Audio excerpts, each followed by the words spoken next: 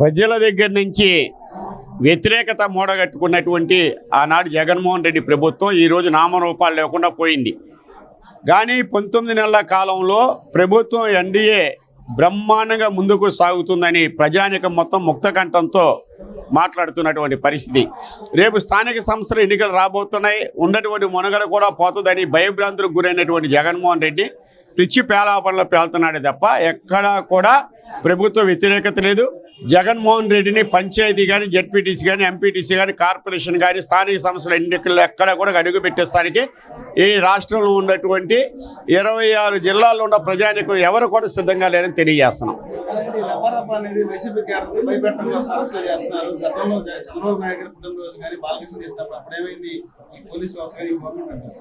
పుట్టినరోజులు అనేది పండగ వాతావరణంలో జరుపుకోవాలే తప్ప జంతు బలులు ఎప్పుడు ఇస్తాం?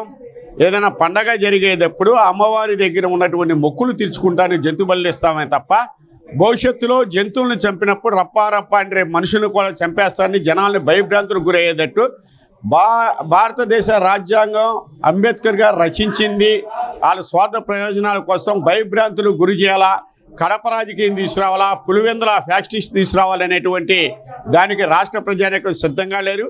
శాంతియుతంగా ఉంది. 19 నెలల కాలంలో జరిగినటువంటి పాలన నిదర్శనం. నారా చంద్రబాబు నాయుడు గారు అంటే అభివృద్ధికి కేర్ ఆఫ్ అడ్రస్.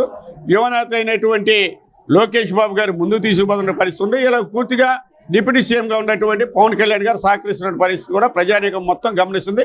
పైనుంచి నరేంద్ర మోడీ గారి ఆశీస్సులతో మరింత ఈ రాష్ట్రం అభివృద్ధి చెందుతుంది.